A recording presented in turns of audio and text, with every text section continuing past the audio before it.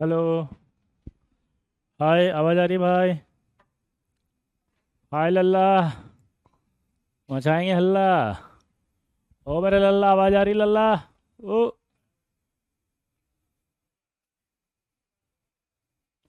हाय Apritam. Hi जेंडॉन।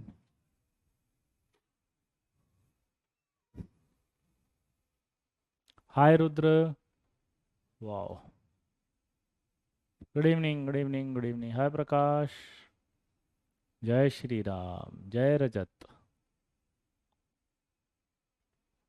Good evening, good evening. चलो, पिछली class में कहाँ तक पढ़ाया था फटाफट बता दो लल्ला। पिछली क्लास में कहाँ तक हो गया था मेरे लल्ला? मचाएंगे हल्ला। बताओ, जल्दी बताओ।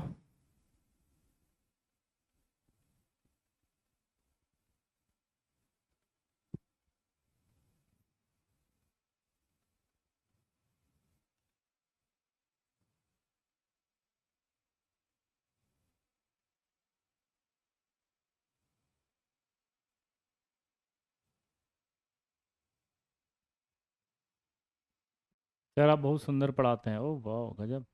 सर नंबर ऑफ एलिमेंट्स हो गया था up to IUPAC official. How to find block, यानी कि मेंडली पीरियोडिक टेबल होगी, मॉडर्न पीरियोडिक टेबल होगी।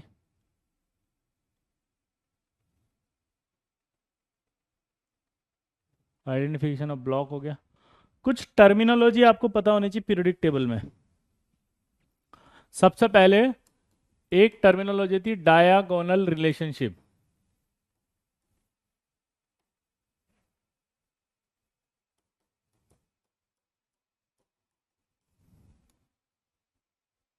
डायगोनल रिलेशनशिप में क्या होता है कि जो एलिमेंट्स होते हैं ना, जैसे लिथियम हो गया, बेरिलियम हो गया, बोरोन हो गया, कार्बन हो गया, सोडियम हो गया, मैग्नीशियम हो गया, एल्यूमिनियम हो गया, सिलिकॉन हो गया। ध्यान सुनना भाई।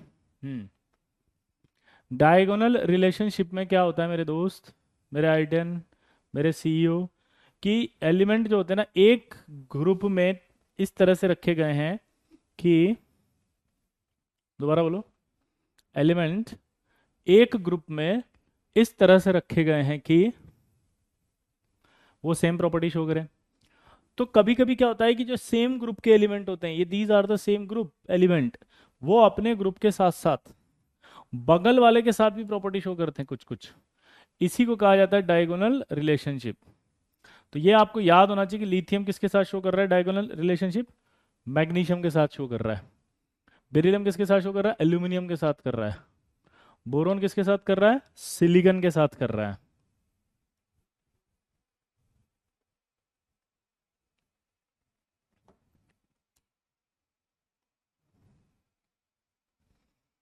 ये आपको याद रहेगा। तो ये जो होता है डायगोनल रिलेशनशिप कहलाता है। तो पहला सवाल आपसे यही पूछेगा कि डायगोनल रिलेशनशिप कौन कौन से एलिमेंट शो करते हैं और किसके साथ करते हैं। तो बता फटाफट। लिथियम किसके साथ करेगा? मैग्नीशियम के साथ। बेरिलियम किसके साथ करेगा? एल्यूमिनियम के साथ। बोरोन किसके साथ करेगा? सिलिकॉन के साथ।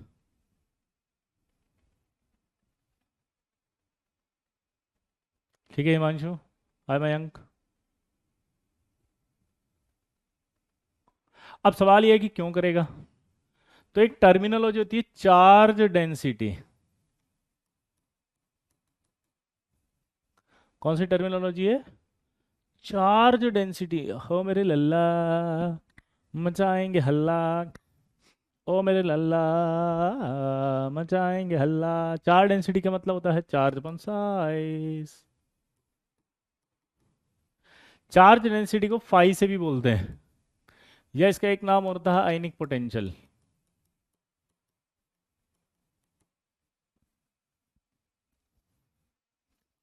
चार्ज डेंसिटी जो होती है उसको पाई से भी बताते हैं।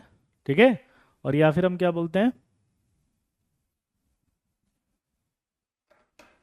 बोलो।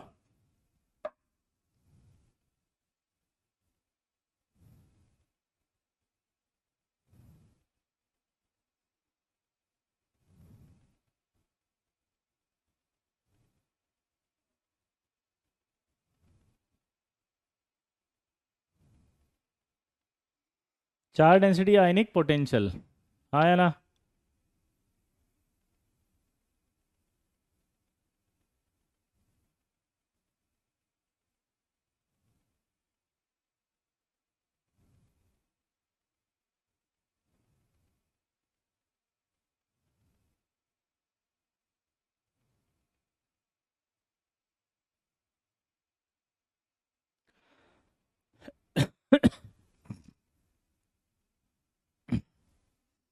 क्लियर हो गया? साइज किसका, केटायन का, ये जो होगा चार डेंसिटी। तो डायगोनल रिलेशनशिप वो शो करते हैं जिनका those element which have similar charge density या आयनिक पोटेंशियल, दोनों लिख सकते हैं ना?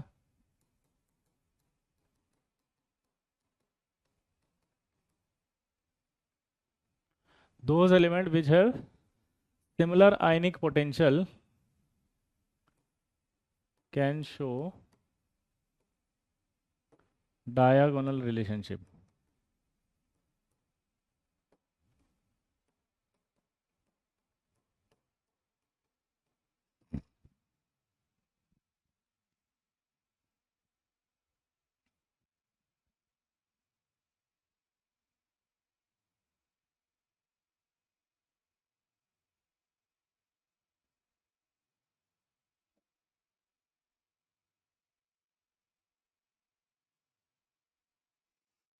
बोलो।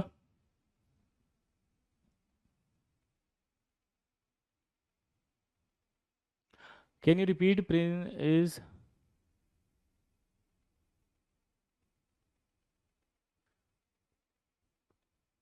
क्या डी ब्लॉक में आपने ग्राउंड नहीं बताया, ग्रुप?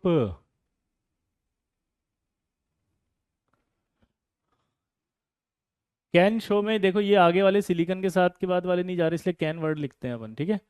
तो चार डेंसिटी होती है, आपसे बस इतना सा पूछेगा, कर देंगे सब, हाँ या ना?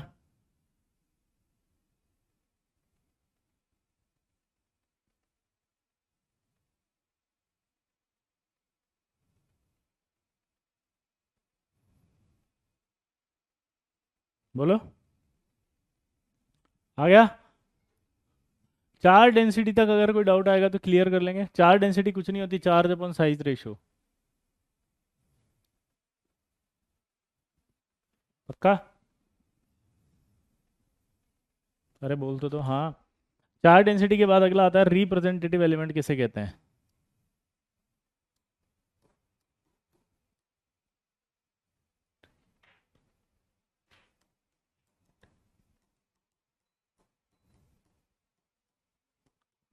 रिप्रेजेंटेटिव एलिमेंट क्या होगा, जल्दी बताओ। हम्म।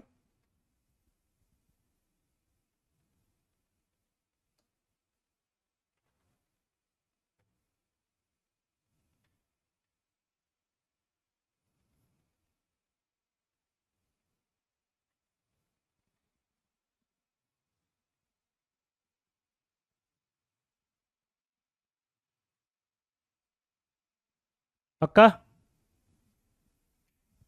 चार डेंसिटी में कंफ्यूज क्यों रहे, चार्ज और साइज। चार डेंसिटी का मतलब क्या होता है, चार्ज और साइज। बेरिलियम और सोडियम नहीं करेगा, नहीं। आपको इस सिंपल देसी भाषा में बता दूं, ज़्यादा डिटेल में मत जाओ, ये हम आगे पढ़ते रहेंगे। डेफिनेशन याद रखो और ये तीन एलिमेंट याद रखो कि ये शो करते हैं बस। और आपसे पूछेगा कि तीन एलिमेंट क्यों करते हैं, तो आप बोलना चार डेंसिटी सेम होती है इसलिए करते हैं, या आयनिक पोटेंशियल सेम होता है इसलिए करते हैं, बस। तो इससे ज़्यादा चार डेंसिटी कुछ भी नहीं है, ज़बरदस्ती मत समझो, क्योंकि साइज अभी सबका हमें पता चलेगा आगे जब रेडियाई पढ़ेंगे। तो अभी ये टॉपिक आपके सही नहीं है, हाँ या ना? हरिओम मुझे ऐसा लगता है हरिओम आपको ब्लॉक करवाना है अपने आप को ना, है? He is very intelligent. चलें आगे बढ़े। तो रिप्रेजेंटेटिव एलिमेंट क्या होता है, देखो। रिप्रेजेंटेटिव एलिमेंट एस और पी के कहलाएंगे, हाँ या ना? बोलो, या थर्ड पीरियड के कहलाएंगे, बोलो। रिप्रेजेंटेटिव एलिमेंट जो होते हैं वो एस एंड पी ब्लॉक के एलिमेंट कहलाते हैं।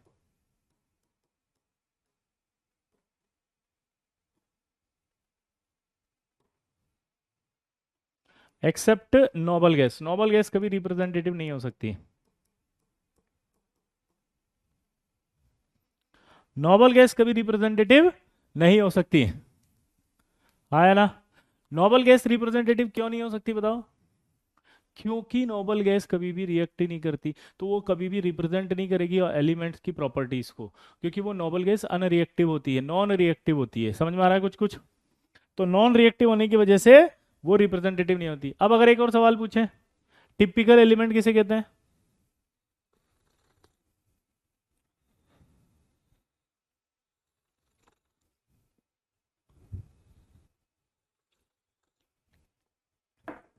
अगला सवाल क्या है?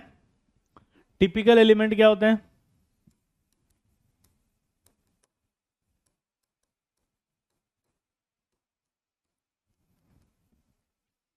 टिपिकल एलिमेंट किसे कहते हैं पता है? थर्ड पीरियड एलिमेंट जो होते हैं वो टिपिकल कहलाते हैं।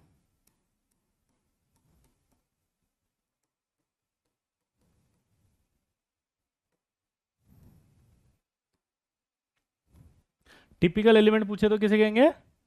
थर्ड पीरियड एलिमेंट्स को।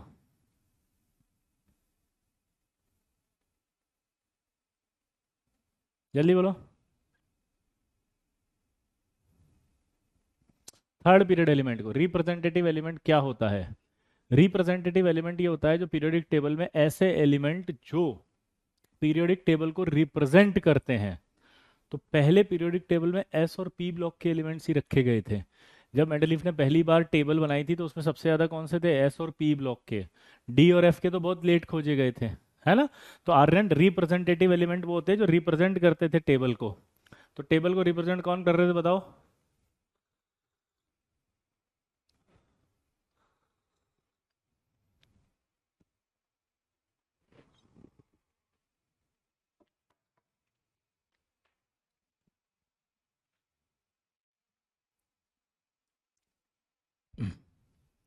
रिप्रेजेंटेटिव समझ में आ गया? जो टेबल के अंदर सबसे पहले थे उन्हें रिप्रेजेंटेटिव एलिमेंट कहा था, क्योंकि वो प्रेजेंट कर रहे थे टेबल को, रिप्रेजेंट कर रहे थे। जैसे सबसे पहले जो प्रतिनिधि कहते हैं ना उन्हें, वो। अब थर्ड पीरियड वाले जो थे, अच्छा नोबल गैस को नहीं कहा था क्योंकि नोबल गैस तो खोज ही नहीं गई थी। टिपिकल वर्ड क्यों कहते हैं सुनो जरा। जैसे अगर मान लो आप धोती कुर्ता तिलक लगा के आराम से वेशभूषा लेते हो तो आप क्या कहते हैं अपन आपको? Typical Indian. He is a typical Indian. हाँ है ना। तो टिपिकल, बोलो, टिपिकल एलिमेंट थर्ड पीरियड के इसलिए होंगे क्योंकि सेकंड पीरियड वाले जो एलिमेंट हैं वो तो दूसरे के साथ वेस्टर्न कल्चर भी अपना रहे हैं। ये देखो सेकंड पीरियड वाले तो इनके साथ भी शो कर रहे हैं डायगोनल रिलेशनशिप। ये सेकंड पीरियड वाला इसके साथ जा रहा है, सेकंड पीरियड वाला इसके साथ जा रहा है, सेकंड वाला इसके साथ जा रहा है। तो इस वजह से क्या हुआ कि सेकंड पीरियड वाले डायगोनल रिलेशनशिप भी होते हैं, इसलिए उन्हें क्या नहीं कहा जाता बताओ? Typical element. इसलिए थर्ड पीरियड से टिपिकल एलिमेंट चालू होता है। तो टिपिकल एलिमेंट याद होने चाहिए क्या होते हैं? थर्ड पीरियड वालों को टिपिकल एलिमेंट कहा जाता है। क्या कहा जाता है? Typical element. अगला आता है transition element.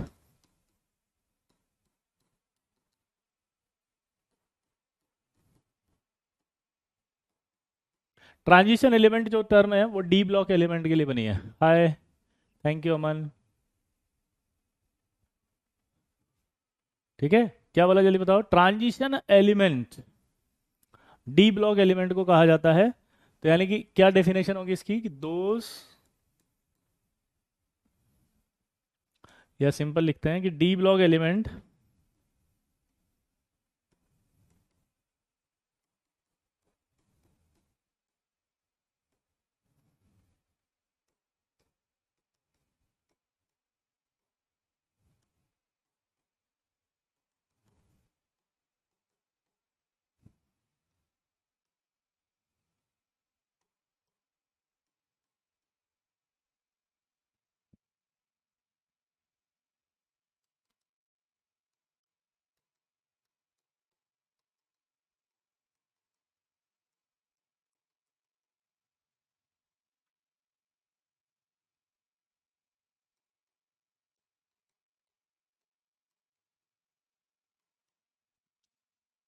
D block element which have partial D subshell, partially उनके पास डी सबशेल होना चाहिए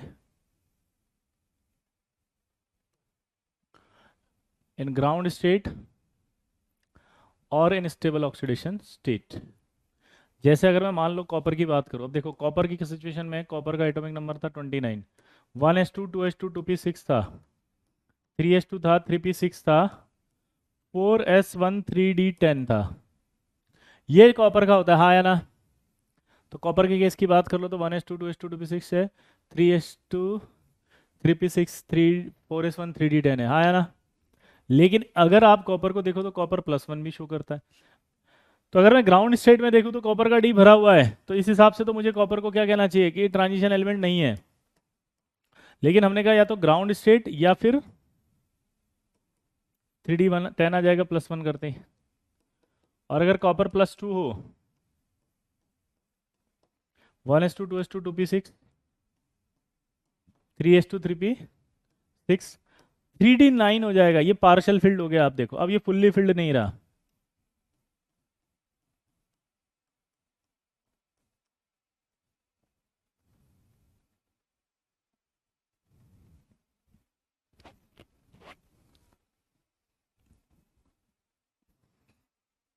हाँ या ना?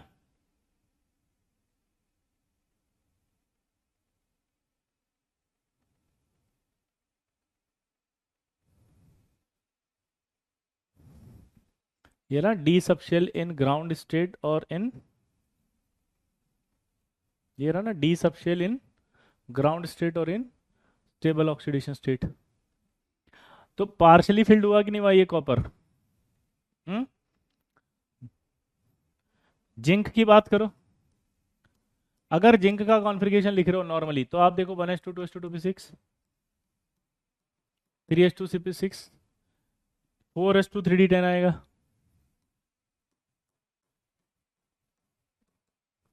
लेकिन जैसे ही आप जिंक +2 कर दोगे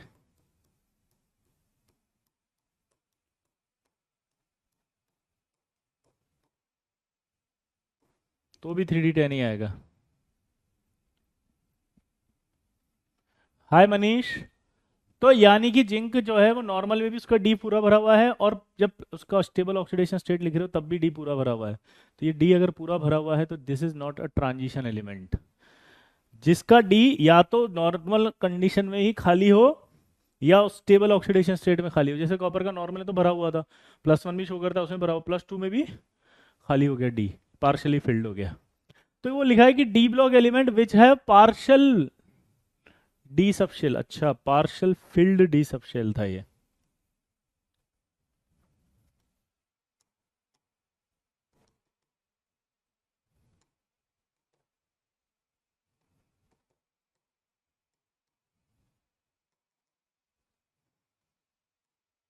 partial field D subshell in ground state और इन स्टेबल ऑक्सीडेशन स्टेट। अब आया क्लियर? तो इसका मतलब क्या हुआ कि ये डी भरा हुआ है, तो जिंक और उसके नीचे अगर देखोगे तो कैडमियम और नीचे देखोगे तो Hg। तो यानी कि जिंक कैडमियम Hg तीनों, दोबारा बोलो, जिंक कैडमियम और Hg ये तीनों डी ब्लॉक एलिमेंट है but not transition element.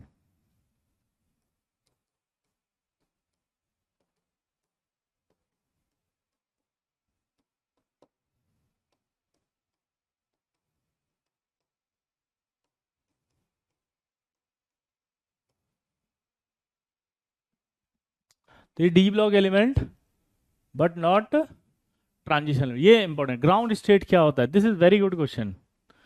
Ground state मतलब होता है जब इलेक्ट्रॉन का कॉन्फ़िगरेशन नॉर्मल लिखा जाता है जी। ठीक है, नॉर्मली, नॉर्मली मतलब जैसे अपन लिखते हैं ना किसी का भी, hi Pragati, how are you, thank you बेटा, सो स्वीट। ग्राउंड स्टेट इसे कहते हैं जब हम पहला कॉन्फ़िगरेशन लिखते हैं नॉर्मल। इसको लिख दिया। हाय मयंक, क्या हुआ बेटा? जब विजय सर का हो साथ तो डरने की क्या बात है ना? नहीं नहीं नहीं मयंक, हाउ कैन यू से like this? Hi Prithvi, stable का मतलब +2 नहीं होता है, स्टेबल का मतलब होता है जो शो कर सकता है वो। आपने डी ब्लॉक का आइडेंटिफिकेशन नहीं बताया, अभी बता देते हैं विज्ञान। Hi sir, you are my favourite teacher, oh my god Shreyansh, thank you. D block का भी बता देंगे, अभी ये सारे पढ़ लो फिर डी ब्लॉक का बता देंगे, ठीक है बेटा। खुश? हाँ हाँ, ले लो ले लो ले लो Yash. Hi Kushalendra, how are you Kushalendra, कैसे हो बेटा? Hmm. What is oxidation state? Yaman, इसके ऊपर जो प्लस चार्ज आता है इसके ऑक्सीडेशन स्टेट कहते हैं। ये जो प्लस लिखा, इसी प्लस को कहा जाता है ऑक्सीडेशन स्टेट। कॉपर में कैसे आया ये नहीं बता सकते हम, क्योंकि सुतांशु, ये हमने पहले पढ़ा दिया था और जनरल केमिस्ट्री के अंदर। तो आप जाके प्लीज़ वहाँ पर जनरल केमिस्ट्री का पूरा लेक्चर देखें, वहाँ कॉपर और क्रोमियम का हमने कॉन्फ़िगरेशन लिखना सिखाया था।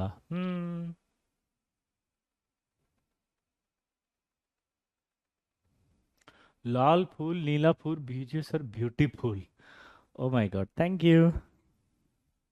आगे बढ़े। रिडक्शन स्टेट नहीं होती है, ऑक्सीडेशन मतलब ऑक्सीडेशन स्टेट, रिडक्शन स्टेट नहीं कहते हैं हम, है ना। ऑक्सीडेशन स्टेट इसी को कहा जाता है प्लस चार्जेस के ऊपर। क्लियर? एक बच्चा बोल रहा है रिडक्शन स्टेट भी है क्या? बुक कब लेनी है? अरे मैं बताऊंगा, अभी पीरियोडिक कंप्लीट हो उसके बाद बताएंगे आपको, ठीक है। पीरियोडिक कंप्लीट होने पर। क्लियर? आई होप मैंने सारे डाउट्स क्लियर कर दिए, आज आप मुझसे नाराज नहीं होंगे बिल्कुल भी। आज आप ये नहीं कह सकते कि सर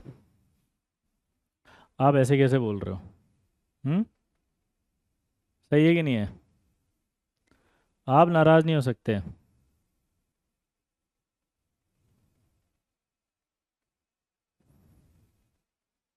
कोई डाउट?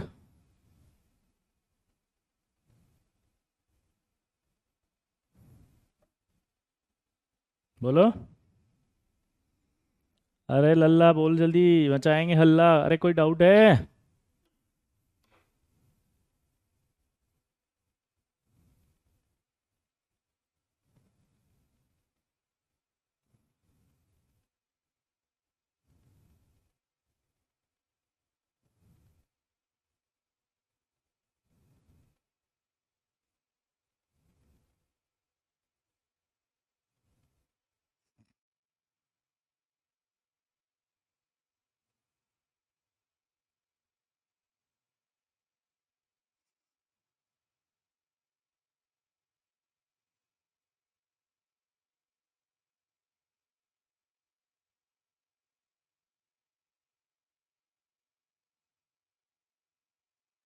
हो गया? तो आपको ऑक्सीडेशन स्टेट से लेकर के अब सारे कंप्लीट हो गए I hope. Hmm. Clear?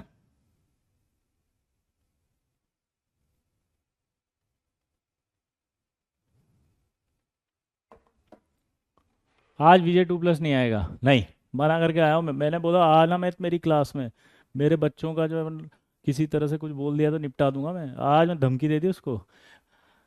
Vipin, oxidation number क्या होता है, ऑक्सीडेशन स्टेट क्या होती है, चार्ज क्या होता है, अगर ये सब नहीं आता तो हम केमिकल बॉन्डिंग में आएगा टॉपिक, पूरा डिटेल में पढ़ाएंगे। तो आप वहाँ पर आप कोई परेशान मत हो। पहला डाउट, जिसको कॉन्फ़िगरेशन लिखना नहीं आता वो जाकर के जनरल केमिस्ट्री पढ़े, वहाँ कॉन्फ़िगरेशन लिखना सिखाया है। दूसरा डाउट, जिसको एक्साइटेशन स्टेट ग्राउंड स्टेट नहीं पता वो वहाँ जाए, वहाँ सिखाइए। यहाँ सिर्फ क्या सिखा रहे थे, ट्रांजिशन एलिमेंट किसे कहते हैं, ठीक है। तो ट्रांजिशन एलिमेंट आपने सीख लिया I hope. Zinc cadmium H जी, बस एक लाइन याद करनी है आपको, क्या याद करनी है बताओ? Zinc cadmium H G.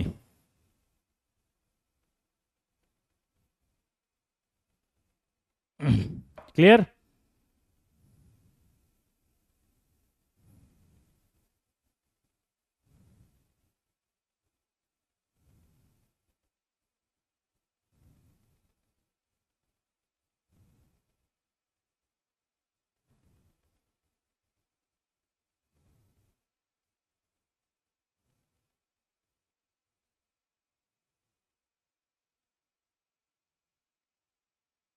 Clear?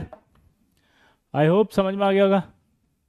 तो जिंक कैडमियम एच जी आपके नहीं होते। अब आता है एक इनर ट्रांजिशन एलिमेंट, बता सकता है कोई कौन होता है?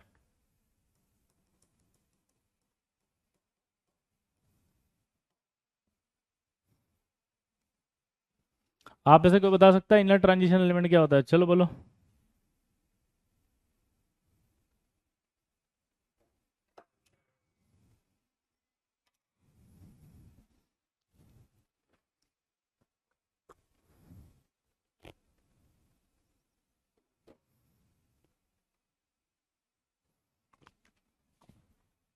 तो बहुत आसान था, F block element is called inner transition element.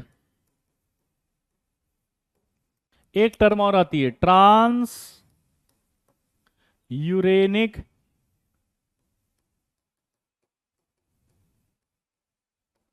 चलो बताओ, ट्रांस यूरेनिक एलिमेंट।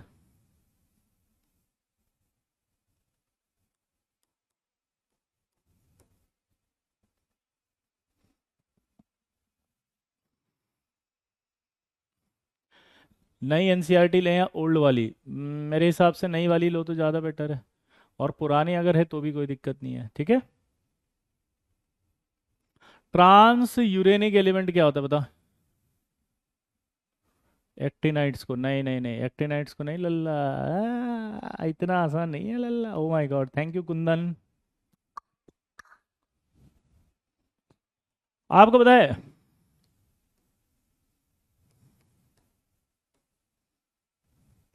ये 90 होता है, 91, 92, यानी कि 90, 91, 92। After 92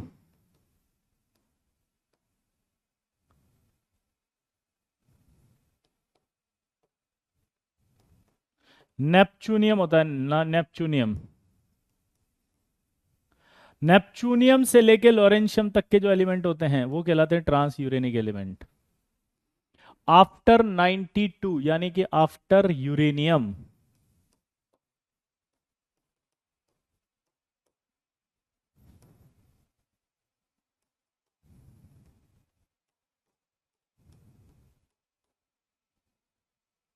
trans uranic element.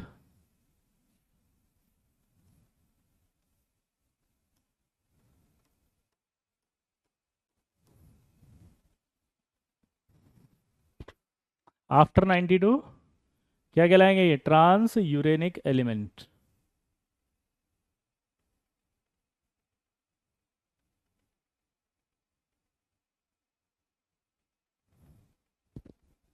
और एक मजेदार बात बताओ क्या होती है? ये जो तीन होते हैं ना,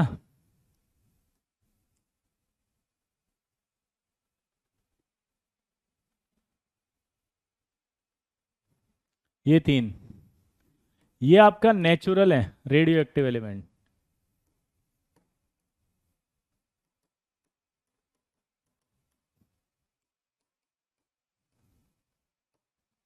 नेचुरल रेडियो एक्टिव एलिमेंट्स हैं ये, ठीक है। और ये जो है आफ्टर, ये सिंथेटिक मैन मेड।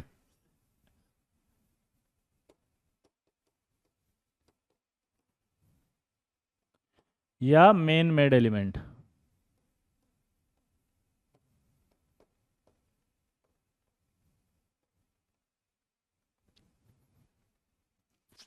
सिंथेटिक या मैन मेड एलिमेंट।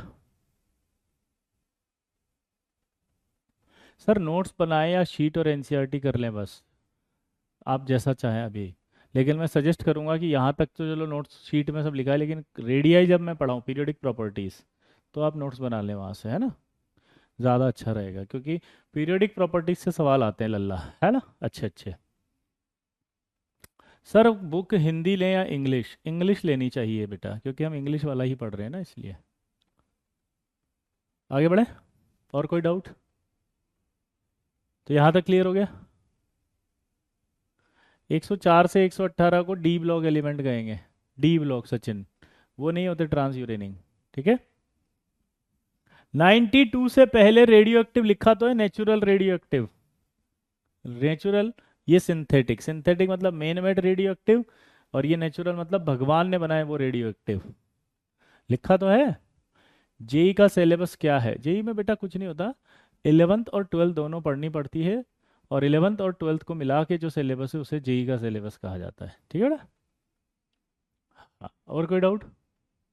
103 के आगे हमने कहा था 104 से लेके 118 डी ब्लॉक एलिमेंट्स होते हैं। क्या होते हैं? D block.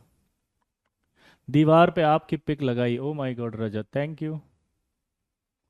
सर आप ही हमारे भगवान है आईओसी की, oh my god Shreyansh, thank you. Transuranic, बिल्कुल, hi Diksha, how are you, wow good to see you, yes.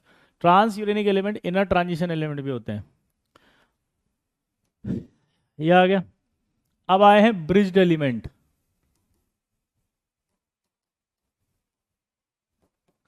Bridged element किसे कहते हैं? थर्ड पीरियड एलिमेंट्स को।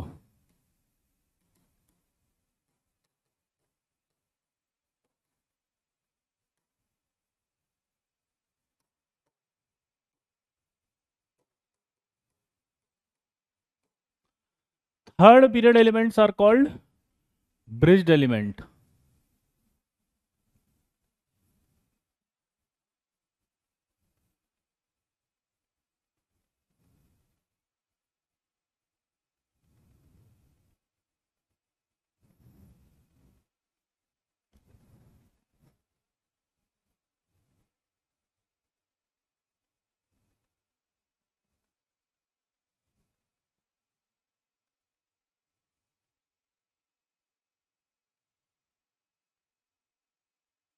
क्लियर? अब कैसे वो मैं बताता हूँ। जैसे अगर बचपन में आपने सुना हो, जैसे सोडियम, सोडियम होता है 3s1। उसके बाद अगर पोटेशियम देखोगे तो 4s1 आएगा। कॉपर देखोगे तो भी लास्ट में 4s1 आएगा। ऐसा नहीं लग रहा है ब्रिज हो गया है?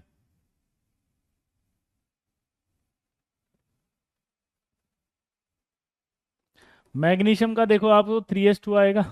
मैग्नीशियम के बाद आप देखो पोटेशियम के बाद किसका नंबर आता है? पोटेशियम 19 20, कैल्शियम, ये 4s2 हो गया। इसके बाद कॉपर के बाद क्या आता है? जिंक, ये आपका 4s2 हो गया। तो इस तरह से जो थर्ड पीरियड वाले होते हैं वो इन दोनों के लिए एक तरह से ब्रिज का काम करते हैं, इसलिए थर्ड पीरियड वालों को ब्रिज एलिमेंट कहा जाता है। दोबारा बोलो। है ना? ब्रिज्ड एलिमेंट, टिपिकल एलिमेंट भी हैं, ब्रिज एलिमेंट भी हैं। ठीक है, हाँ। बिल्कुल, यू आर सो एलिमेंट, इसको तो टिपिकल भी बोलते हैं, हाँ, और ब्रिज्ड भी बोलते हैं। तो थर्ड पीरियड वाले element are called bridged element, third period वाले called typical element. S block P block called का रिप्रेजेंटेटिव एलिमेंट। डी ब्लॉक कहलाते हैं transition element, except zinc cadmium H G. Clear?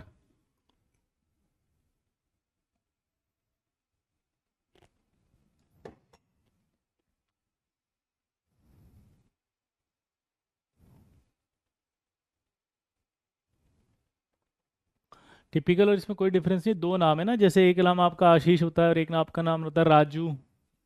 तो घर वाले तो बोलते हैं ए राजू इधर आ, पोछा लगा।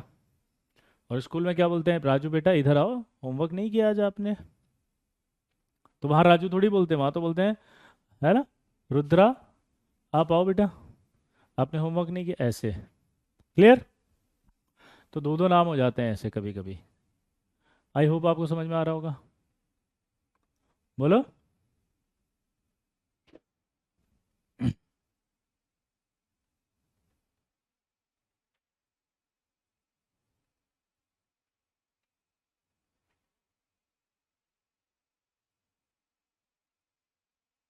आप गुस्सा करते हो तो क्यूट लगते हो, my God, so thank you. आप फुल फोर्स से कब पढ़ाओगे? ये क्या कम फोर्स हो रही है क्या? अबे 11th में जितनी फोर्स है ना, ये उतनी बहुत ज़्यादा है। फुल फोर्स क्या होता है ये समझ में नहीं आ रहा मुझे। इसको कहते हैं नेतागिरी। वापस चालू हो गया ये। ठीक है, ये सारे की टर्मिनोलॉजी आपको याद होनी चाहिए थी। ठीक है, अब आ रहे हैं अपन block identification in D block.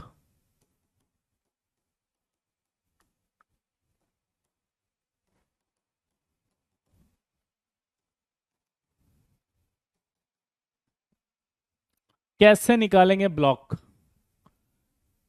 Period and group तीनों निकाल लें। तीन तरह के क्वेश्चंस करने हैं अब अपन को इसमें। कौन कौन से करने हैं जल्दी बताओ? ग्रुप, ब्लॉक, और तीसरा डी ब्लॉक।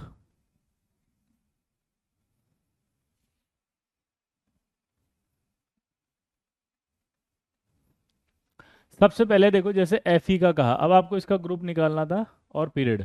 तो सबसे पहले एफ ई का कॉन्फ़िगरेशन लिखो, 1s2 2s2 2p6, 3s2 3p6, 4s2 3d6। जल्दी बताओ कौन होगा, कौन पीरियड क्या होगा इसका? पीरियड। तो पीरियड के लिए कल बताया था हाईएस्ट क्वांटम नंबर जो होती है वो पीरियड कहलाती है। तो इसकी हाईएस्ट क्वांटम नंबर कौन सी है?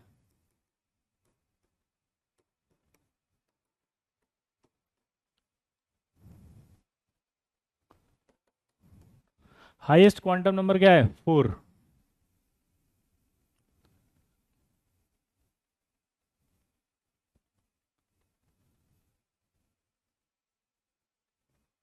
अब आई ग्रुप की बात।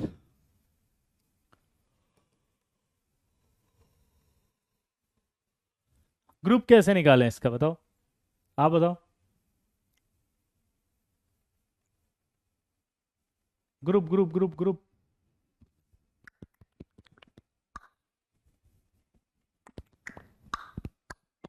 Hello group group. ग्रुप वाले भैया, ओ जल्दी बता। देख भाई, ग्रुप अगर निकालना हो तो बहुत ही आसान होता है। क्या होता है? आसान। वो होता है number of N S electron plus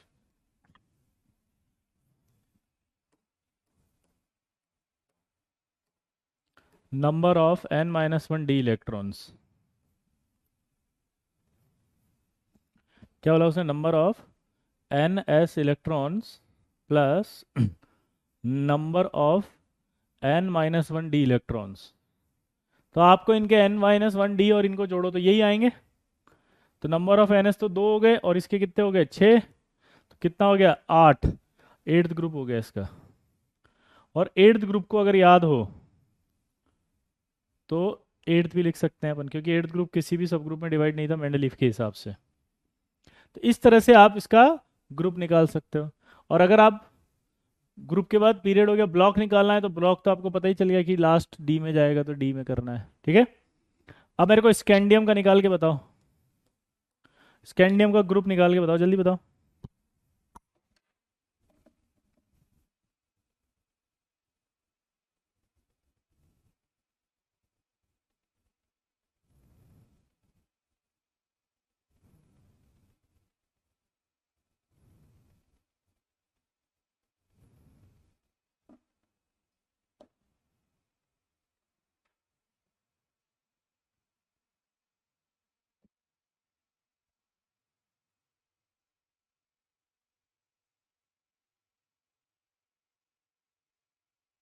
third. कैसे पता लगा आपको? आपने जब इसका कॉन्फ़िगरेशन लिखा तो 1s2 है, 2s2 है, 2p6, 3s2, 3p6, 4s2, 3d1। तो आप देखो यहाँ पे 4s2 3d1 है। तो क्या हुआ? 4s2 3d1 में सब इनको ऐड कर दो, दो और एक तीन, तो तीन थर्ड ग्रुप का हो गया, डी ब्लॉक का हो गया, फोर्थ पीरियड का हो गया। आया ना?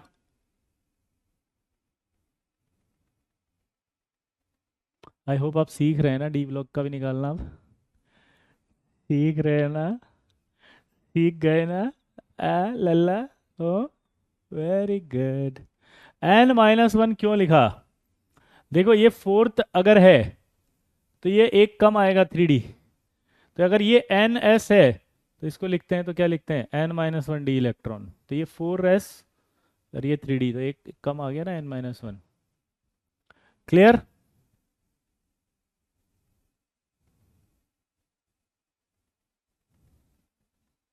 आगे बढ़े। F block. एफ ब्लॉक को समझना पड़ेगा आपको। जब हम लिखते हैं डी ब्लॉक, ये स्कूटर यामा लाओ एसी, तिजोरी हाफ क्यों,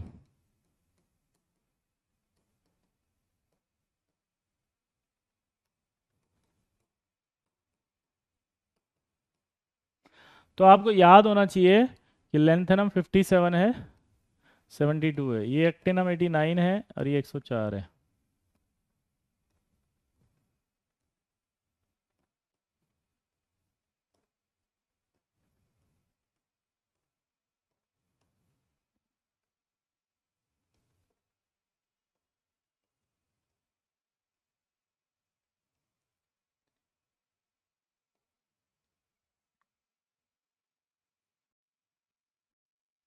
आपको अगर याद हो तो ये थर्ड बी था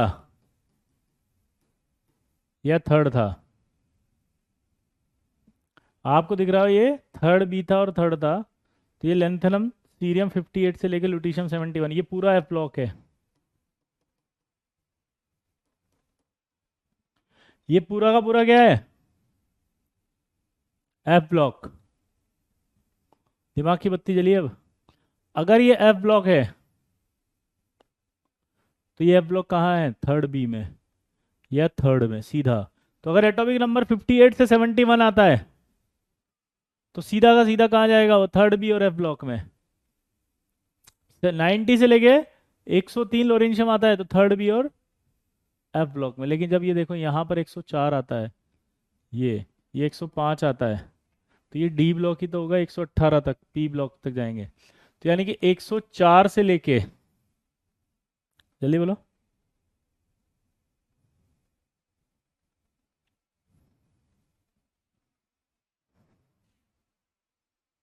104 से लेके, trick to learn F block, ये एफ ब्लॉक में पढ़ेंगे हम अगले साल बेटा। इस साल अपन एफ ब्लॉक की ट्रिक नहीं है ना, इसलिए अपन ने नहीं बताई है।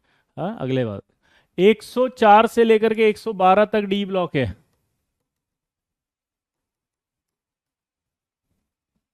ये डी ब्लॉक रहेगा। अब इनका group, Rishabh you can remove your self, क्योंकि जो टॉपिक पढ़ा रहा हूँ मुझे पता है कैसे पढ़ाना है। ठीक है, आप सीखने आए हो, आप सीखो, सिखाओ मत। है ना? क्या हो रहा है कि ये चीज़ें इतनी सीरियस हैं, इतनी आराम से पढ़ानी पड़ती है, धीरे धीरे पढ़ानी पड़ती है, जिसका कोई लॉजिक, यहाँ जबरदस्ती नहीं चिल्ला सकते। हर एक बॉल पे सिक्स नहीं पड़ता है। कुछ बॉलों को धीरे धीरे आराम से छोड़ के रिलैक्स होके पढ़ाया है। ठीक है ना ऋषभ? हाँ, you can go. You are so enthusiastic, energetic, motivated, topper, AIR1. You can remove now, immediately. Why are you wasting your time? ठीक है ऋषभ? ए ऋषभ, ऋषभ, बाय बाय, टाटा।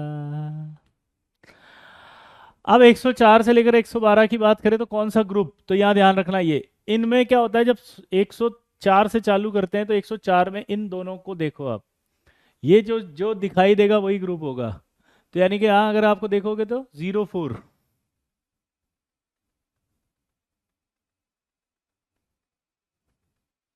4, वहां देखोगे 112 तो 12वें नंबर का ग्रुप। समझ गए?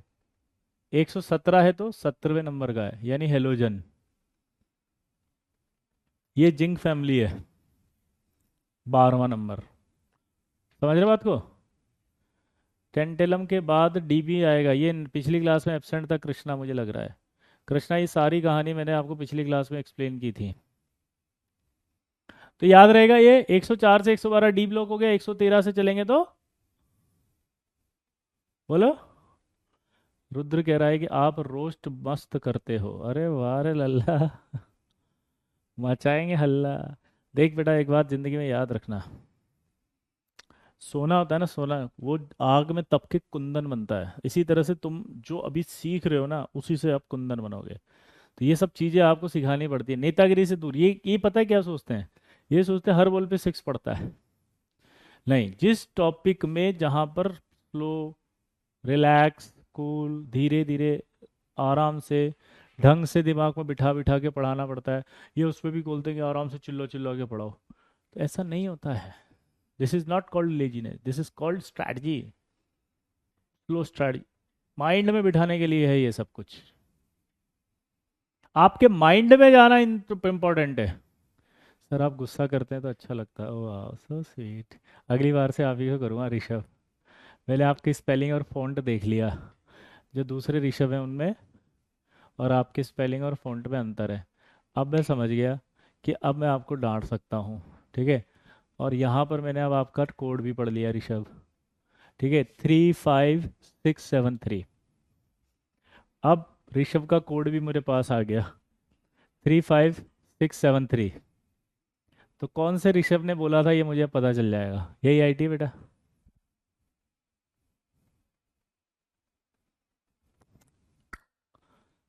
ठीक है ऋषभ, अब मैंने आपका आईडी कोड भी पढ़ लिया, अब आपको पता लग गया। चले आगे बढ़े। हाँ, क्लियर? ये सारे सवाल अगर आप कर लें तो आप फोड़ देंगे। जतिन ये डिपेंड करता है आप पर कि आप कौन सा स्कूल लेना चाहते हैं, या आपकी चॉइस स्कूल के बात करके, आपके घर के एटमॉस्फेयर से, इन सब से बात करोगे तब पता चलेगा।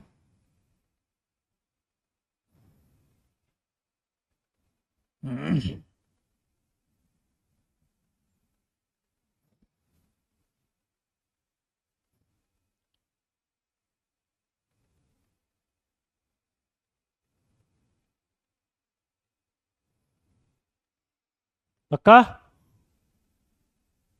शुरू करें? तो ये सारे सवाल अब आप आराम से कर दोगे। तो इसका मतलब अब आपको समझ में आ गया कि ब्लॉक आइडेंटिफिकेशन क्या होता है। ध्यान से सुनना। ब्लॉक आइडेंटिफिकेशन के बाद आपका पीरियड कैसे देखते हैं पता लग गया। पीरियड देखने के बाद आपको ये पता लग गया कि ग्रुप कैसे देखते हैं। ठीक है ना? अब सुनो, हमने सारी टर्मिनोलॉजी पढ़ ली जितनी भी नॉर्मल थी, कि टिपिकल एलिमेंट क्या होता है, रिप्रेजेंटेटिव क्या होता है, थर्ड पीरियड क्या होता है, ब्रिज एलिमेंट क्या होते हैं, सारी पढ़ ली। ठीक है ना? इसके बाद हम सब कुछ पढ़ चुके। अब कुछ एक टर्मिनोलॉजी होती है, जैसे फर्स्ट ये जो दिखे थे ना अपन ने, lithium, sodium, potassium, rubidium, caesium, इनको एक नाम दिया था, याद होता, alkali metals.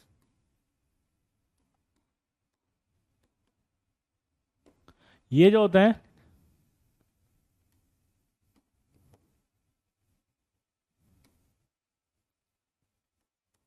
Beryllium, magnesium, calcium, strontium और बेरियम, ये जो होता है,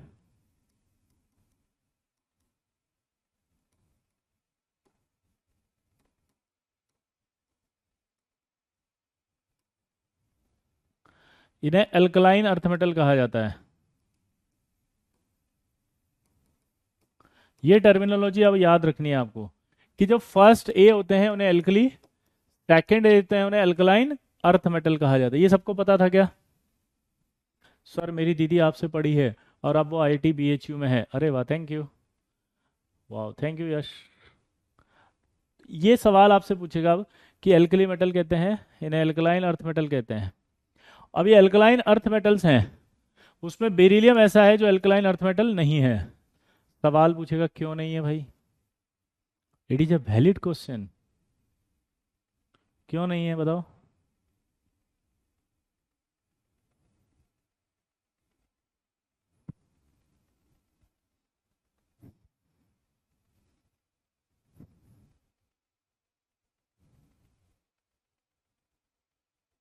बेरिलियम इसलिए नहीं है क्योंकि बेरिलियम के ऑक्साइड और हाइड्रोक्साइड एम्फोटेरिक होते हैं। बताया तो था, ये नमूना ही है क्या हिमांशु? 113 से 118 की ग्रुप कैसे चेक करेंगे? जो दो नंबर दिख रहे हैं लास्ट के वही ग्रुप है। 113 का ग्रुप क्या बोलेगा तू? 13वां। 114 का ग्रुप 14, 115 का 15, 116 16, 117 17, 118 18। क्या कर रहा है? अभी तो बताया कि ये दो जो होते हैं ना, ये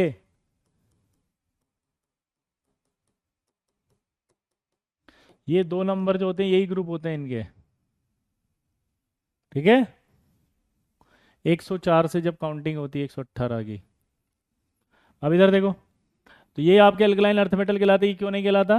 क्योंकि बेरिलियम के ऑक्साइड और हाइड्रोक्साइड दोनों क्या होते हैं? एम्फोटेरिक। अब एम्फोटेरिक का मतलब क्या है बताओ? एम्फोटेरिक वो होते हैं जो एसिडिक और बेसिक दोनों बिहेवियर शो करते हैं। ठीक है? अब आती है बोरॉन फैमिली। इसका कुछ भी नाम नहीं है, बोरॉन फैमिली कहा जाता है। ये कौन सी फैमिली है? Boron family.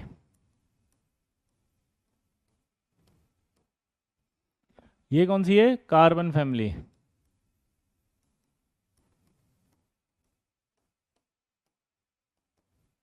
इसका नाम है निकोजन फैमिली।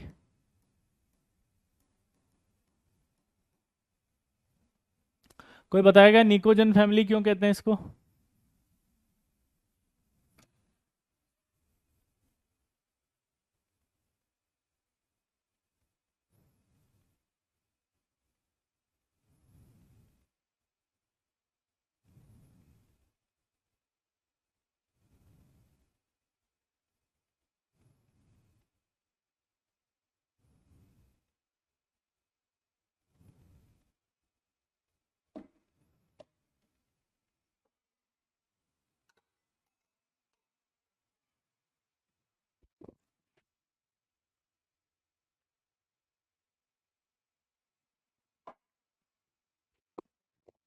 चॉकिंग, यहां पर जो है चॉकिंग स्मेल होती है, चॉक कर देते हैं apparatus को ये, इसलिए इसे क्या कहा जाता है, निकोजेंस। समझ गए? अब देखो इधर अगला, कार्बन के बाद कौन सी है?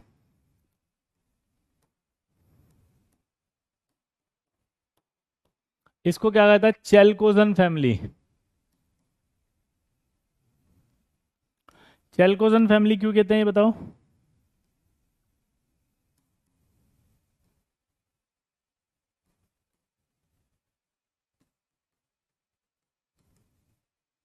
चेल्कोजन फैमिली होती है ore forming family.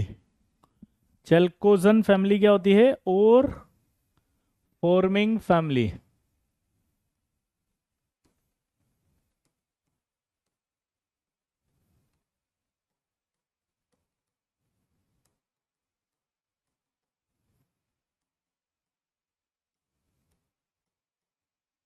Chalcogen family.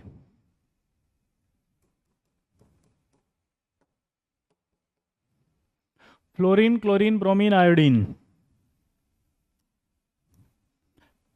एस्टेटिन भी, ये हेलोजन फैमिली कहलाती है।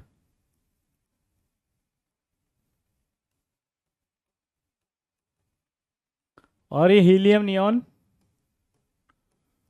आर्गन, क्रिप्टॉन, जीनॉन और रेडॉन, ये आपके क्या कहलाएगी, नोबल गैस। क्या कहलाएगी, नोबल गैस। क्लियर? ये आपको सारी टर्मिनोलॉजी नाम के साथ पता होनी चाहिए।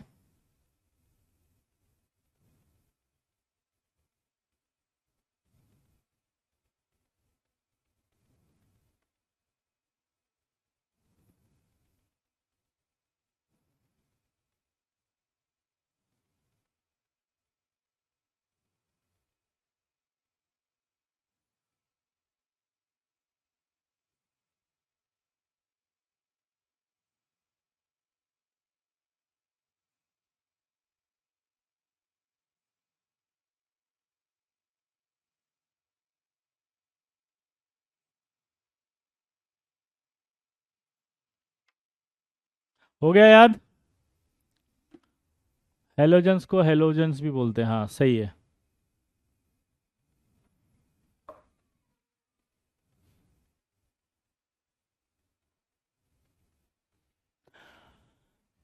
नाइट्रोजन को निकोजेंस बोलते हैं। एक बच्चा कह रहा है निकोजेंस क्यों बोलते हैं बताओ? बिकॉज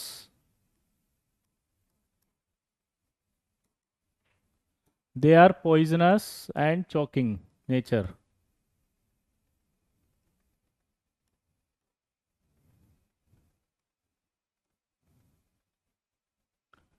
क्या लिखोगे, दे आर, जगह नहीं, पॉइजनस एंड चॉकिंग।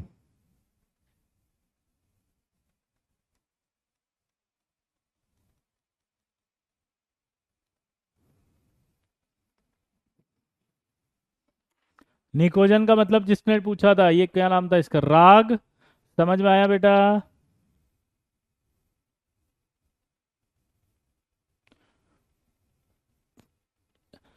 ठीक है, पॉइजनस एंड चॉकिंग। और ये निकोजिन का मतलब ही होता है टू चॉक। ठीक है, टू चॉक। चॉकिंग का मतलब कौन बताएगा? ये भी डाउट है, वेरी गुड। चॉकिंग का मतलब बताओ इसको। हम्म,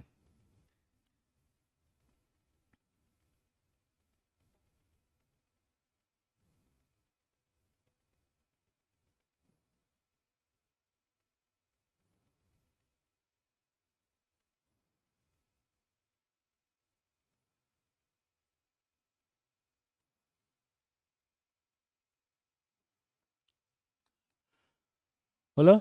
चॉकिंग का मतलब नहीं पता? दम घुटना भाई, दम घुट, पॉइजनस है जहर, जब पॉइजन जाएगा तो दम नहीं घुटता, सांस नहीं आएगी।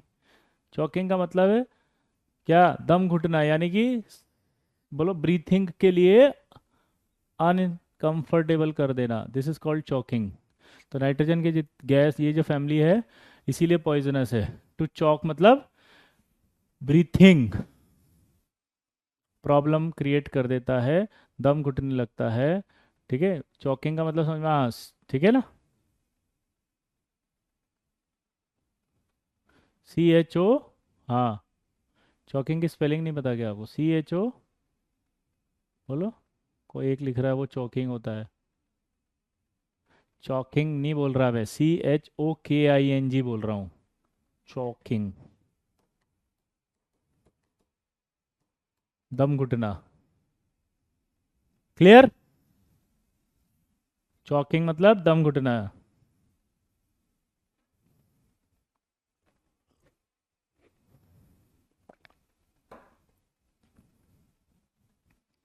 हो गया भाई। ये सारी टर्मिनोलॉजी है, ये पता होना चाहिए। ये पाप है पुराने जो आपको होने चाहिए थे याद।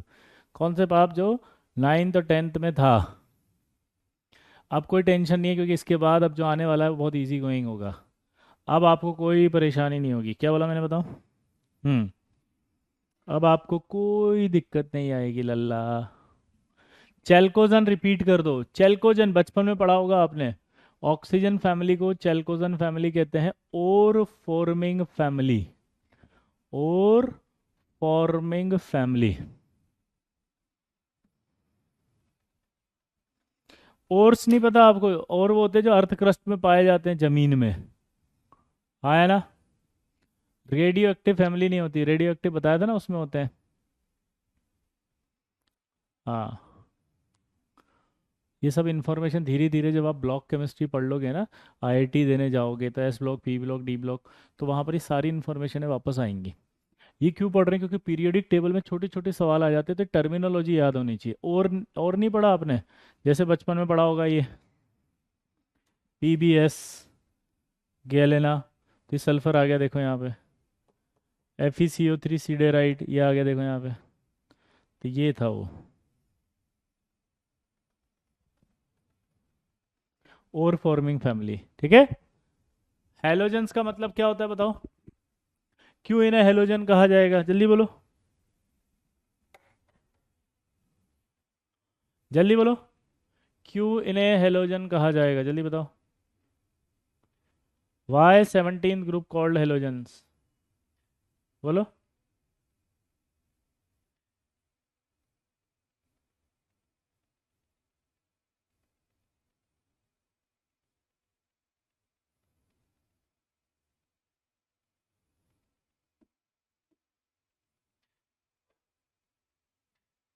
नहीं, because they all form similar product with sodium. मतलब सेम प्रॉपर्टी वाला जो है प्रोडक्ट फॉर्म करेगी sodium salt of similar properties. They all produce sodium salts of same properties. यानी कि सॉल्ट फॉर्मिंग, सॉल्ट बनाती है ये, ठीक है। जैसे अगर हम बात करूं तो जो सोडियम का सॉल्ट होता है, सोडियम क्लोराइड, उसका नाम है हेलाइट। तो हेलाइट बनाने वालों को हेलोजन कहा जाता है। समझ रहे बात को? हेलाइट ये बनाने वालों को ही क्या कहा जाता है? हेलोजन्स। यानी कि they form similar sodium salts, produce sodium salts of similar properties. They produce, बोलो, sodium salts of similar properties. Clear? आ गया समझ में? अब तो आप शुरू करते हैं हम। ये आपका जनरल केमिस्ट्री के अंदर पीरियोडिक की बात खत्म हुई। अब पीरियोडिक के बाद आता है सबसे पहले पीरियोडिक प्रॉपर्टीज।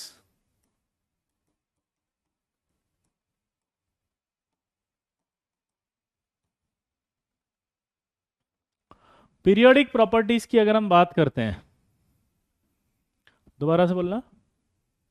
रेडियो एक्टिव का मतलब क्या होता है? एक बच्चा लिख रहा है रेडियो एक्टिव। बेटा कुछ नहीं होता, ऐसे एलिमेंट जिन्हें रखने पर उनके न्यूक्लियस से डिके होता है। न्यूक्लियस जो है वो कुछ पार्टिकल्स को कंटिन्यूअसली निकालता रहता है, उसे क्या कहा जाता है? बोलो, रेडियो एक्टिव। क्लियर? उसे क्या कहा जाता है? Radio active. ठीक है, डिके होता रहता है। ये हम आगे पढ़ेंगे, टेंशन मत लो ज़्यादा, ठीक है। अब इधर आ जाओ फटाफट, पीरियोडिक प्रॉपर्टी। अब आपका एक होमवर्क है। होमवर्क क्या है कि आप शीट में से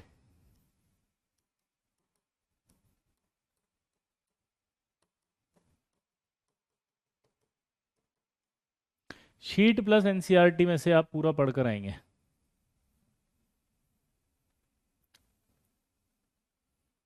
शीट और एनसीईआरटी में पीरियोडिक प्रॉपर्टी से पहले पहले का पढ़कर आएंगे।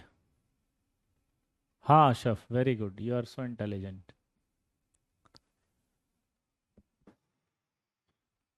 पीरियोडिक प्रॉपर्टीज चार होती हैं हमारे पास। पहला होता है एटॉमिक रेडियाई, दूसरा होता है आयनाइजेशन एनर्जी, आयनाइजेशन एनर्जी को आयनाइजेशन एंथैल्पी भी बोलते हैं, आयनिक पोटेंशियल भी बोलते हैं।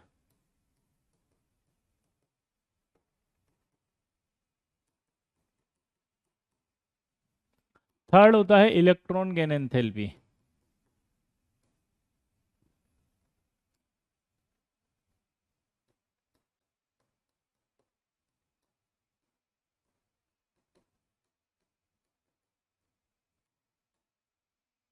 इलेक्ट्रॉन गेन एंथैल्पी या इलेक्ट्रॉन एफिनिटी।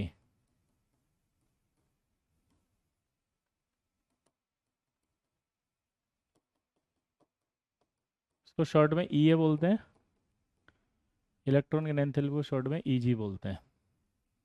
इसको आयनाइजेशन एनर्जी। चौथी प्रॉपर्टी होती है electron negativity.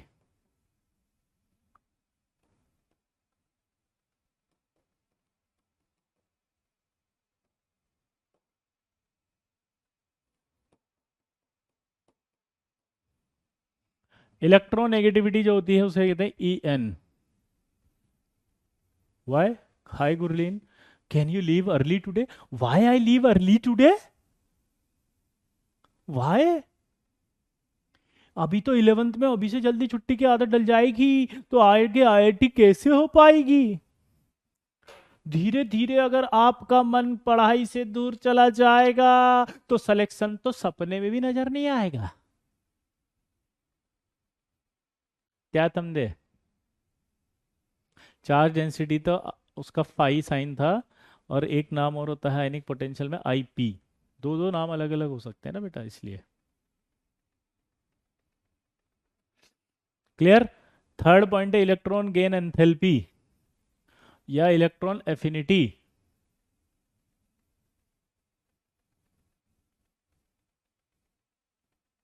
Your phone battery low, तो भाई चार्जर लो।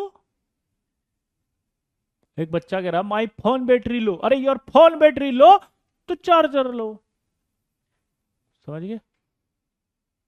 आगे बढ़े।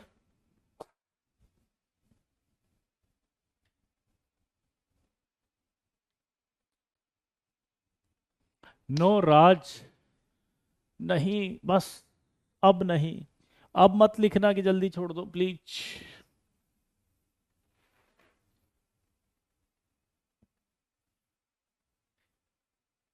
इलेक्ट्रॉन एफिनिटी का सिंबल लिखा ना, ई ए, लिख दिया पूर्ण नेम, ये लिखा हुआ बेटा ई ए।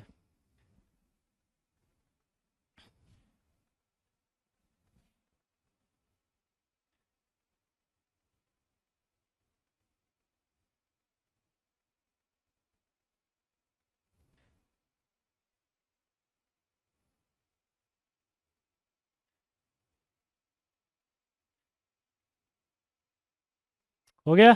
चलो, अब आएगा पहला एटॉमिक रेडियाई।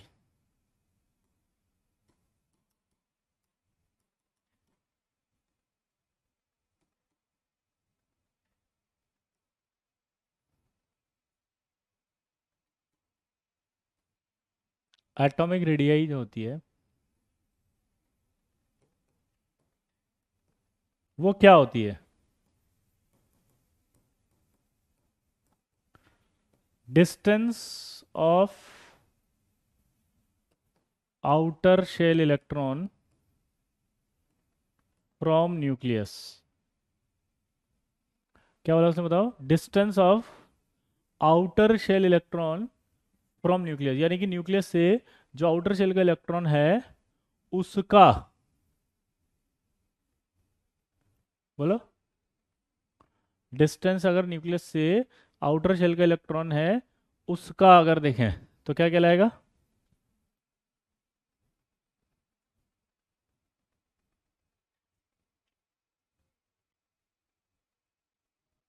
क्या कहलाएगा? डिस्टेंस, वो कहलाएगा एटॉमिक रेडियाई।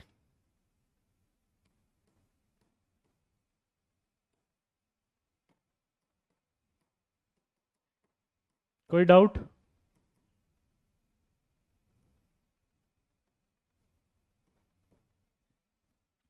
तो distance of outer shell, out shell लिख दिया मैंने, sorry. Distance of outer shell electron from nucleus is called atomic radii. ठीक है। अब एक सबसे इंपॉर्टेंट चीज देख रहे ध्यान से, कि we can not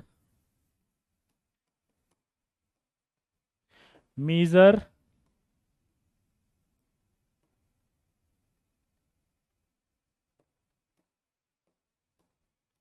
atomic radii because atom does not have certain boundary.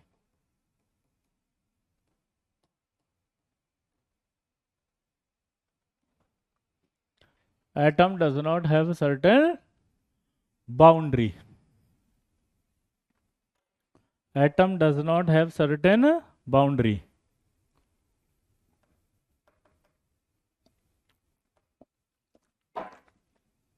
इसका मतलब समझना पड़ेगा आपको। क्या हुआ कि हमें जो इलेक्ट्रॉन बनाते हैं वो इलेक्ट्रॉन नहीं होता, वो ऐसे इलेक्ट्रॉन की प्रोबेबिलिटी होती है, और ये प्रोबेबिलिटी इनफाइनाइट तक जा सकती है ऐसे। तो प्रोबेबिलिटी इनफाइनाइट तक जा रही है, तो इसका मतलब उसकी कोई सर्टेन बाउंड्री नहीं है।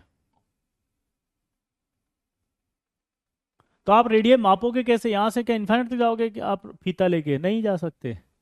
तो एटॉमिक रेडियस मेजर नहीं कर सकती, बिकॉज सर्टेन बाउंड्री ही नहीं है।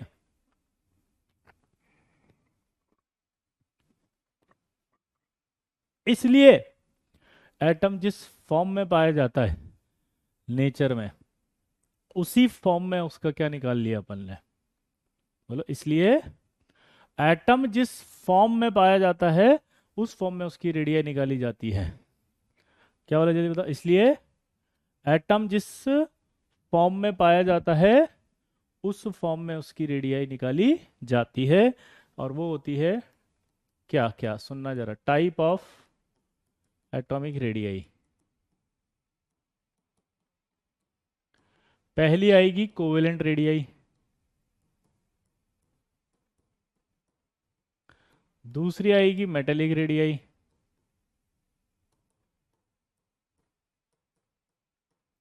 तीसरी आएगी, टाइप ऑफ एटॉमिक रेडियस की बात करें तो पहला आएगा कोवेलेंट रेडियस, दूसरा आएगा मेटेलिक रेडियस, तीसरा आएगा आपको आयनिक रेडियस,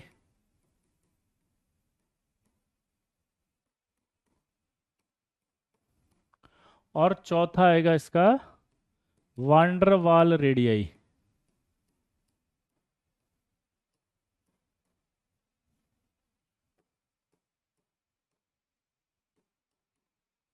वांडर वाल रेडियस।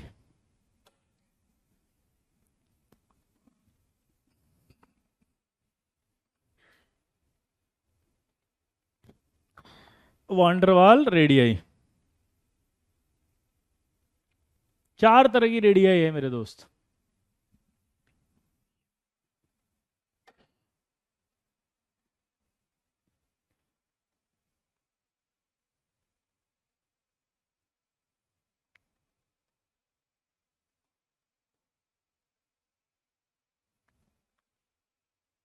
हो गया?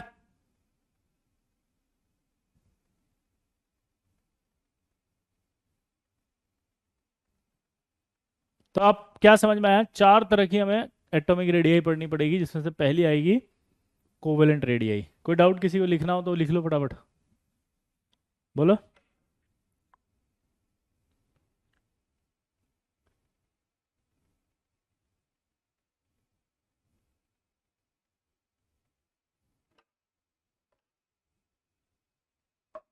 हाँ बिल्कुल। तो पहली रेडियस कौन सी पढ़ रहे हैं हम?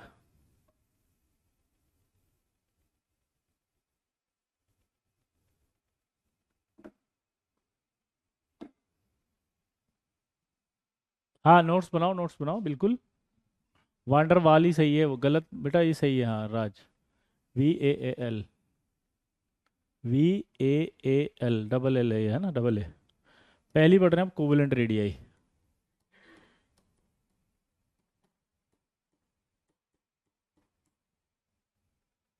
कोवेलेंट रेडियाई की खास बात ये होती है, तो पहले आपको ये समझना पड़ेगा कि कोवेलेंट मॉलिक्यूल बनता कैसे है। देखो, जब एक एटम दूसरे एटम के पास आता है, तो पास आके एक कॉमन एरिया बना लेता है ऐसे।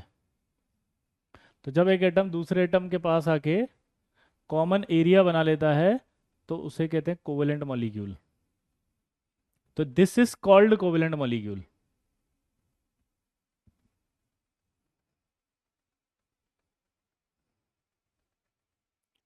क्या कहलाएगा ये? वांडरवाल एक साइंटिस्ट का नाम है, आयुष, और उसने एक रेडियाई खोजी थी, तो इसलिए नाम पड़ गया वांडरवाल रेडियाई। वांडरवाल फोर्स भी होता है, वो हम आगे पढ़ेंगे अगले साल 12th क्लास में। एटॉमिक रेडियाई और रेडियाई सेम होती है, यस, बिल्कुल। तो क्या हुआ, पहले कोवेलेंट बॉन्ड कैसे बनेगा? जब दो एटम एक दूसरे के पास आके इस तरह से बनाएंगे तो क्या होगा, ये कोवेलेंट बॉन्ड। अब हमारे पास जो मॉलिक्यूल होते हैं वो दो तरह के होते हैं। एक होता है homo nuclear di atomic molecule. Homo nuclear di atomic molecule का मतलब समझते हो? जो दो सेम एटम से मिलकर बना है, ए और ए।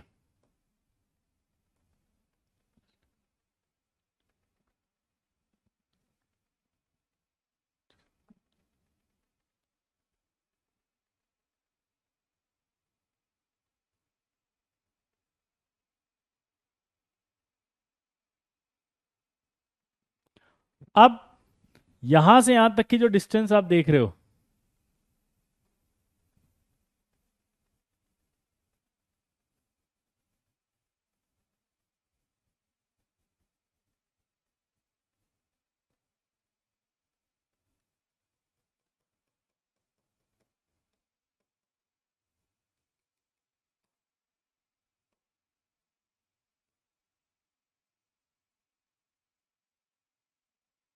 ये आपका देखो पूरा का पूरा डिस्टेंस है DAA। क्या है ये? DAA, इसे कहते हैं इंटर न्यूक्लियर डिस्टेंस।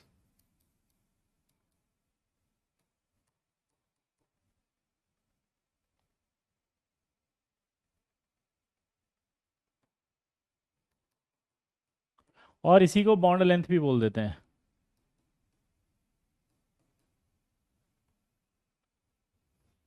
अगर ये आपके आधा कर दिया इसको, तो ऐसे नहीं बोल सकते रेडियस आधा है?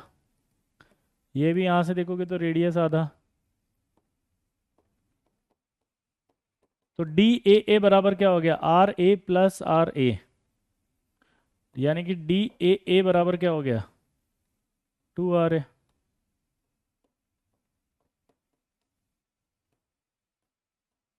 और RA अगर निकालना है, तो ये ऐसा नहीं लग रहा,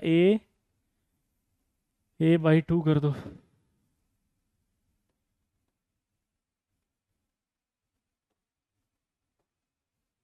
तो RA बराबर क्या आ जाएगा आपका? DAA/2।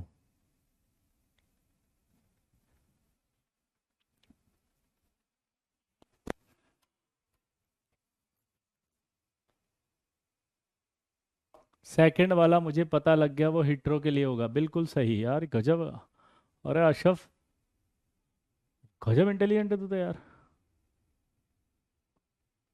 Sir class is very lagging, क्या बोल रहे हैं? तो आपसे एक सवाल अगर मैं पूछूं इसके बारे में, तो बता देंगे?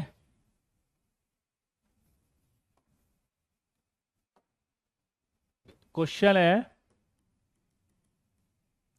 फाइंड द RCL मतलब radius of CL, if DCl is 1.98 angstrom. चलो बताओ।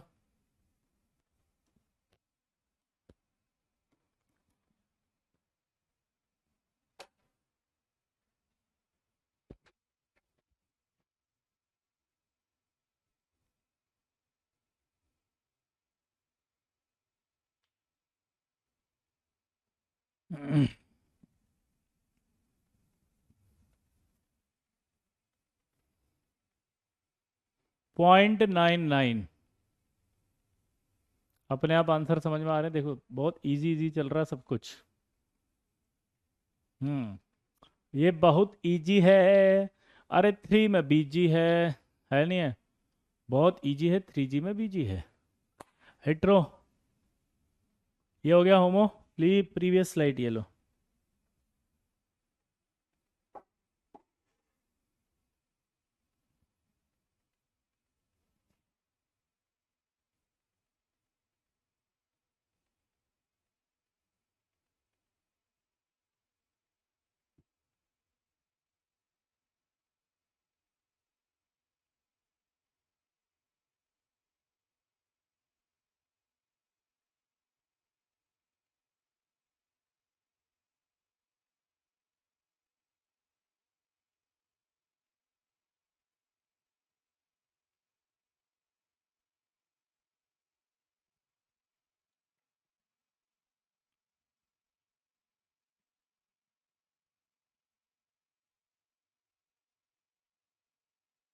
हो गया। अब आया heteronuclear diatomic molecule.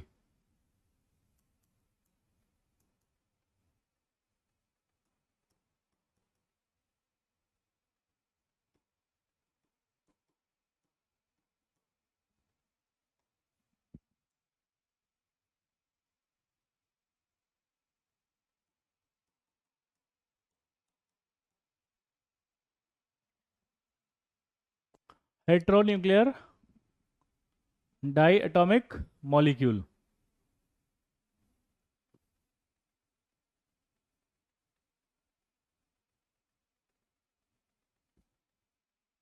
Heteronuclear diatomic molecule क्या होता है? जब दो डिफरेंट एलिमेंट से मिलकर बनाओ, यानी ये ए है ये बी है।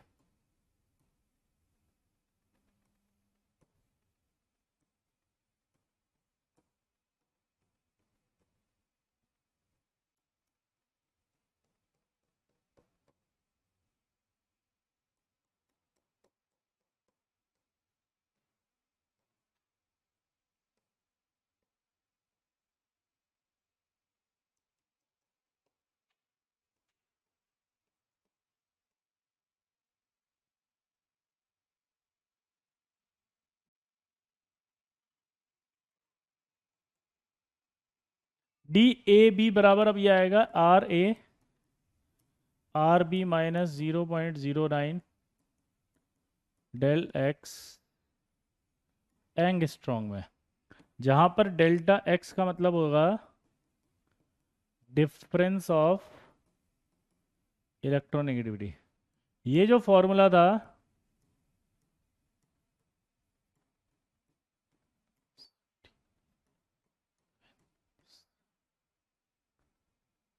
शूमेकर एंड स्टीवेंसन ने बताया था। शूमेकर और स्टीवेंसन ने बताया था।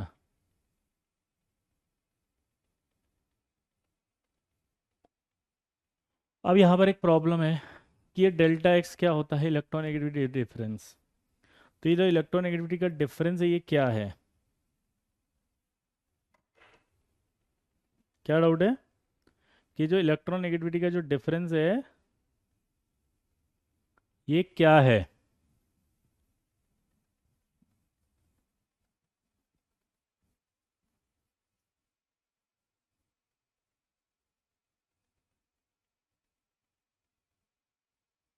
ये 0.09 क्यों है उसका रीजन हम समझेंगे, लेकिन इससे पहले ई एन का मतलब समझ लो आप।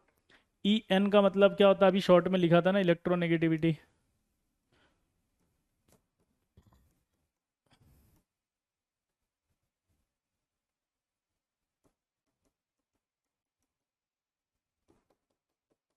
शॉर्ट में आज के बाद ई एन लिखेंगे, इलेक्ट्रोनेगेटिविटी।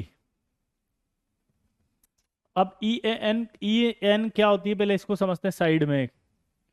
देखो हम बाद में पढ़ेंगे इसको, है ना? अभी तो मैं छोटा सा बताता हूँ कि जब दो एटम एक दूसरे से ऐसे जुड़े होते हैं तो बॉन्डेड पेयर इलेक्ट्रॉन को अपनी ओर खींचने की जो प्रॉपर्टी होती है उसे कहा जाता है इलेक्ट्रोनेगेटिविटी। क्या बोला मैंने? बॉन्डेड इलेक्ट्रॉन्स को अपनी ओर खींचने की जो टेंडेंसी होती है उसे क्या कहा जाता है? इलेक्ट्रोनेगेटिविटी। सपोज इसने बॉन्डेड इलेक्ट्रॉन को अपनी ओर खींच लिया, तो यहाँ नेगेटिव आएगा, यहाँ पॉजिटिव आएगा। इसका मतलब यहाँ नेगेटिव आने का मतलब ये इलेक्ट्रॉन इसकी तरफ हल्का सा शिफ्ट हुआ है। तो बॉन्डेड इलेक्ट्रॉन्स को अपनी ओर खींचने की जो टेंडेंसी है उसे कहा जाता है इलेक्ट्रॉन नेगेटिविटी।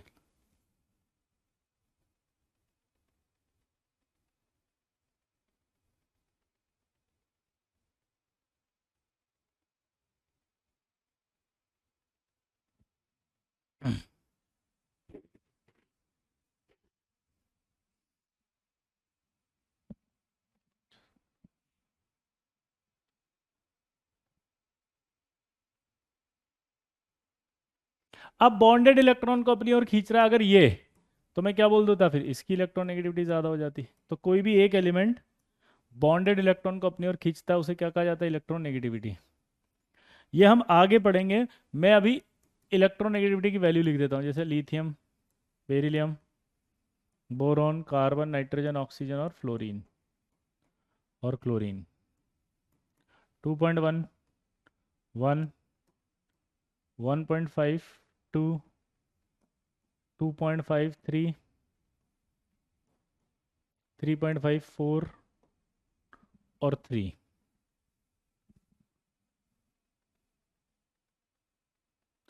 अब दिमाग की बत्ती जलाते हैं अपन कि जब ये दो एटम अलग अलग होंगे तो इलेक्ट्रॉन को कोई अपनी ओर खींचेगा, जिससे कि वहां नेगेटिव आएगा या पॉजिटिव आएगा। ये नेगेटिव और पॉजिटिव में अट्रैक्शन आएगा नहीं आएगा? अगर ये अट्रैक्शन आएगा तो बॉन्ड लेंथ ये कम होगी कि नहीं होगी? अट्रैक्शन आएगा तो ये कम होगी कि नहीं होगी? कम होगी। तो ये कम जो हो रही है, ये वैल्यू कम कितनी होगी? साइंटिस्ट ने कैलकुलेट करके वैल्यू लिखी 0.09। नहीं आया समझ में? साइंटिस्ट ने लिखी है कि वैल्यू कम होकर के 0.09 आएगा। साइंटिस्ट ने लिखी है ना भाई, कम होके कि 0.09। और डेल्टा एक्स इलेक्ट्रॉन नेगेटिविटी के डिफरेंस पर डिपेंड करेगा ये। क्योंकि जब अलग अलग एटम होंगे तो एक प्रॉपर्टी और आएगी जिसका नाम होगा रेडियस की यूनिट क्या होती है? अभी सुनने के मूड में हो क्या प्रकाश? लिखा तो है एंगल, मैं बात कर रहा हूं ना। क्या लिखा है बेटा? ये एंगस्ट्रॉन्ग होती है ना बेटा? ये माइनस है ना? हम्म, माइनस माइनस है ना बेटा? आई होप समझ में आ गया होगा। बोलो, कोई डाउट? आदित्य समझने की कोशिश करो, बड़े हो जाओ बेटा, है ना? नहीं तो क्या होगा, ऐसे बचपन में छोटे से रह जाओगे। बिल्कुल ऐसे फील लेने की जरूरत थी कि अगर आर ए और आर प्लस को जोड़ देते तो ये आ जाता, लेकिन उसमें कुछ वैल्यू कम कर रहे हो तब जाके ये आ रही है ना। तो कम क्यों हो रहा है वो समझने के लिए आपने देखा कि अलग अलग एलिमेंट अगर होंगे तो उनमें इलेक्ट्रोनेगेटिविटी होगी, जिससे कि वो इलेक्ट्रॉन खींचेगा कोई एक एलिमेंट, तो नेगेटिव, डेल्टा नेगेटिव और डेल्टा पॉजिटिव आएगा। डेल्टा नेगेटिव डेल्टा पॉजिटिव आने से इन दोनों के बीच में क्या आएगा? अट्रैक्शन। और अट्रैक्शन अगर आएगा आर्यन, तो अट्रैक्शन आते ही लेंथ क्या हो जाएगी? कम। इलेक्ट्रॉन दे नहीं रहा है कोई भी यहाँ इलेक्ट्रॉन नहीं दे रहा है। ये इलेक्ट्रॉन ऐसे था, बस ये हल्का सा शिफ्ट हुआ है, ऐसे हल्का सा। इलेक्ट्रॉन नेगेटिविटी में किसी ने भी इलेक्ट्रॉन नहीं दिया है अपना। बोलो।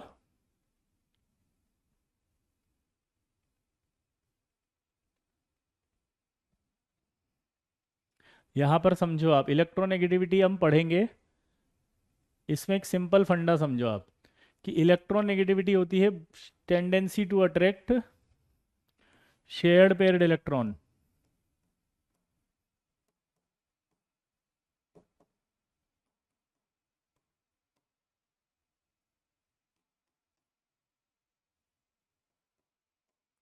Tendency to attract shared paired electron. यार तो अब जब वो इलेक्ट्रॉन को खींचेगा तो यहाँ डेल्टा नेगेटिव है कि नहीं है?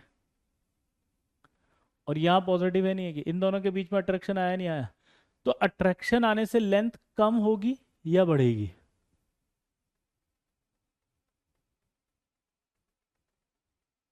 बोलो, अट्रैक्शन आएगा तो लेंथ क्या होगी, कम। अब ये कम ही तो हो रही है, माइनस कर रहे हैं ना इस वैल्यू को, तो -0.09 करा, ये साइंटिस्ट ने किया, ठीक है ना।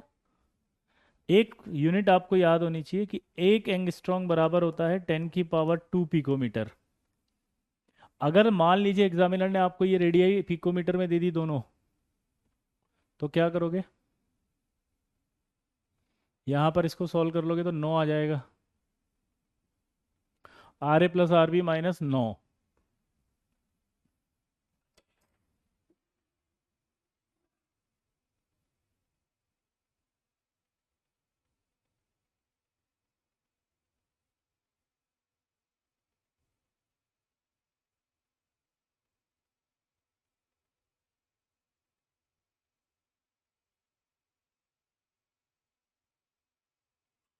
क्लियर,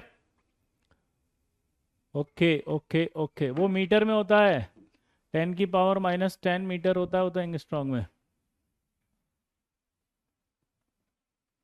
क्लियर, तो ये आपके पास, आई होप आप कर लेंगे, बाकी नेक्स्ट में पढ़ते हैं, आपके अमन भैया का आज सेशन है, ठीक है।